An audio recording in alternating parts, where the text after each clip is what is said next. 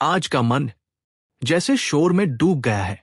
हर पल कुछ सोचता है, हर क्षण कुछ पकड़ना चाहता है। कभी भविष्य की चिंता, कभी अतीत का बोझ, कभी दुनिया से तुलना, तो कभी भीतर से लड़ाई।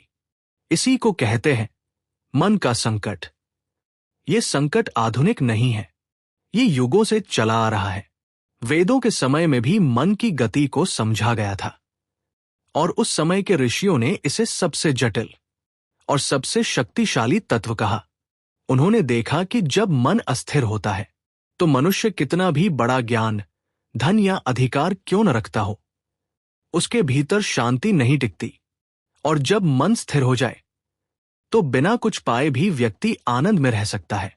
वेद, उपनिषद, योग सूत्र, इन सभी ग्रंथों में मन को समझने और साधने की विधियां दी गई, न केवल दार्शनिक रूप में बल्कि व्यावहारिक उपायों के साथ।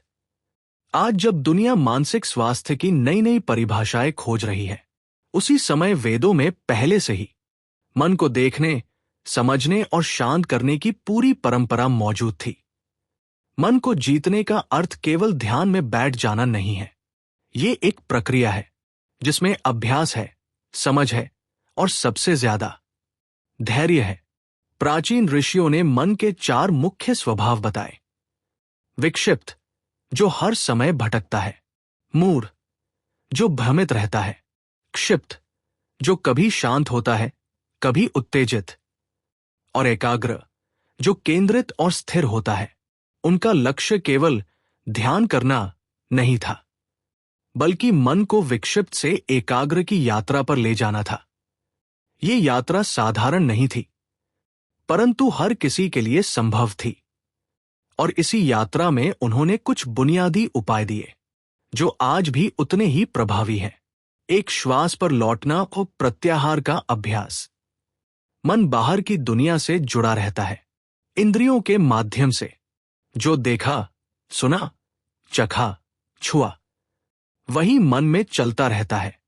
प्रत्याहार यानी इंद्रियों की वापसी, वो पहला चरण था जिसमें मन को बाहरी से हटाकर भीतर की ओर मोड़ा जाता था।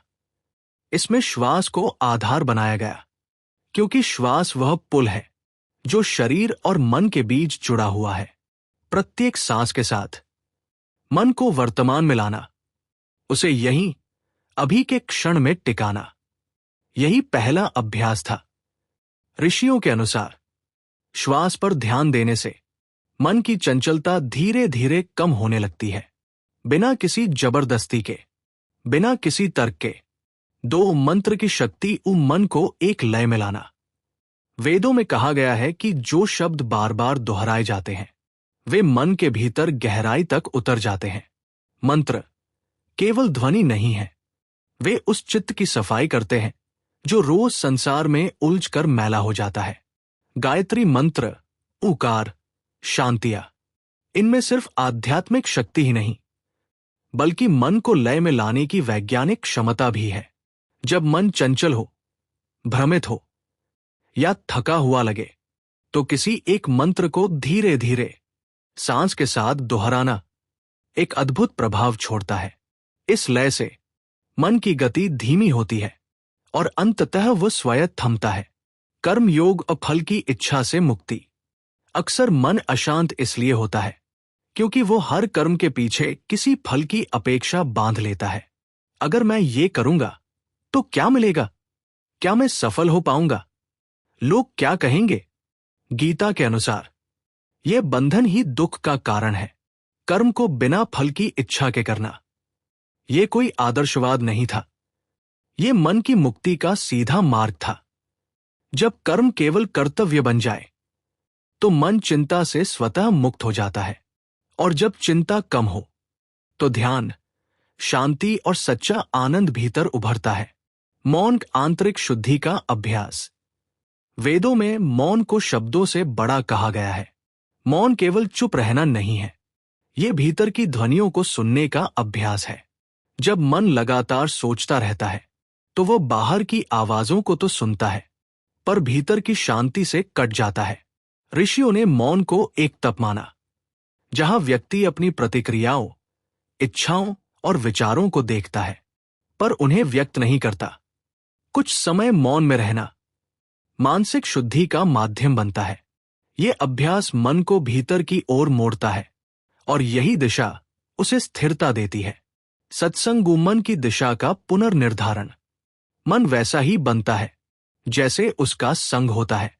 वेदों और पुराणों में सत्संग को मोक्ष का द्वार कहा गया, पर सत्संग केवल ज्ञानी व्यक्ति के पास बैठना नहीं है। सत्संग वह भी है जहां सत्य की बात हो, जहां लोभ, मोह, द्वेष की जगह विवेक हो। आज भी एक पुस्तक, एक शांत संगीत या कुछ क्षण स्वयं के साथ सत्संग का रूप ले सकते हैं।